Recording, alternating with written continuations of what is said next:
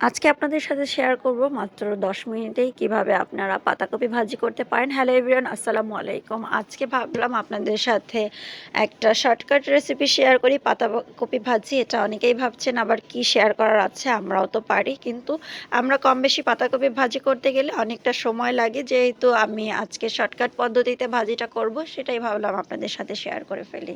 এদিকে আমি দিয়ে দিয়েছিলাম পেঁয়াজ, কাঁচামরিচ, হলুদ, লবণ সব কিছু দিয়েই ডিমটাকে ভালোভাবে ভেজে নিচ্ছিলাম, কারণ পাতাকপির ভাজিতে ডিম দিয়ে করলে পাতাকপি ভাজিটা খেতে অনেক ভালো লাগে, তাই আজকে আমি ডিম দিয়েই করব। এদিকে আপনাদের ভাইয়ারও পাতাকপি ভাজি ডিম দিয়ে করলেই ভালো লাগে, সে খেতে অনেকটা পছন্দ করে।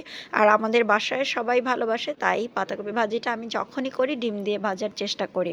আমি সব সময় চেষ্টা করি নতুন নতুন রেসিপিগুলো আপনাদের সাথে শেয়ার করতে, যদিও অতটা করতে পারি না, যেহেতু আমার বাসায় বাচ্চা আছে, তাও যতটুকু পারি শেয়ার করি। কারণ আমি একদিন ভিডিও না দিলেই অনেক আপুরাই আমাকে কমেন্টে বলেন, আপু আপনি কেন ভিডিও দেননি, আপনার ভিডিওগুলো আমাদের খুব উপকার হয়। যারা বিশেষ করে নিউলি ম্যারিড আছেন আপুরা, অনেকেই রান্না করতে পারেন না আপু, তাদের জন্যই আমি বিশেষ করে দিয়ে থাকি। আমার একটা ভিডিওর মাধ্যমে যদি কারো অনেক উপকার হয় তাহলে তো আমার কোনো ক্ষতি নেই। আর যেহেতু আপনারা আমাকে অল্প দিনে খুব বেশি ভালোবেসে ফেলেছেন, তাই আমি চেষ্টা করি আপনাদের জন্য সব সময় করার, কারণ এখন আপনারাও আমার পরিবারের একটা অংশ। সো কথা না বলে আজকে আপনাদের সাথে আমি শেয়ার করব কিভাবে মাত্র 15 মিনিটের মধ্যেই আমি ঝটপট পাতাকপি ভাজিটা করে ফেলি। শুধু যে 15 মিনিট তাও না, আরও কম সময়ের মধ্যে করে ফেলবো।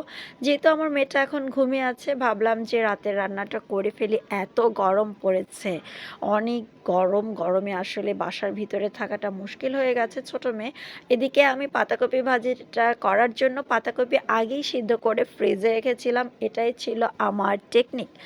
যেহেতু আমি আগেই সিদ্ধ করে রেখেছিলাম, তাই আমার সময়টা বেঁচে গেছে। আমি সব কিছুর ভিতরে এবার পাতাকপিটা দিয়ে নিচ্ছি, সিদ্ধ করা পাতাকপিটা সিদ্ধ করে ভালো করে নাড়াচাড়া দিয়ে রাখবো। পাতাকপি ভাজির জন্য যদি আপনি পাতাকপিটা আগেই সিদ্ধ করে রাখেন তাহলে তো আর কোনো কথাই নেই। যেহেতু আমার পাতাকপি সিদ্ধ করাই ছিল আর আপনাদের ভাইয়াও খেতে চেয়েছিল, তাই ভাবলাম আজকে তার জন্য আমি পাতাকপি ভাজিটাই করে ফেলি।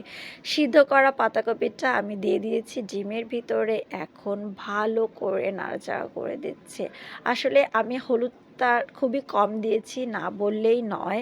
আপনারা চাইলে দিবেন, না হলে না। হলুদ দিলে বিশেষ করে হলুদ হয়ে যায় পাতাকপি, আর আমার কাছে মনে হয় ভাজি তো তার মানে সাদা সাদা করলেই বেশি ভালো লাগে। যার কাছে যেভাবে ভালো লাগে আপনারা ঠিক সেভাবেই করবেন, কোনো অসুবিধা নেই। যে যেভাবে খেতে পছন্দ করেন, আমার কাছে তো এভাবেই ভালো লাগে সব সবজিগুলো সাদা খেতে, তাই আমি সাদা ভাজি করছি। এখন আমি ডিমের ভিতরে পাতাকপিগুলোকে ভালো করে মিশিয়ে নিচ্ছি। দেখতেই পাচ্ছেন মাত্র 10 মিনিট হয়ে গেছে। শুধু ডিমটা আমি পেঁয়াজের সাথে ভেজে নিতে যতক্ষণ লেগেছিল, অলমোস্ট আমার পাতাকপি ভাজিটাই হয়ে গেছে। এই যে দেখুন কত সুন্দর লাগছে।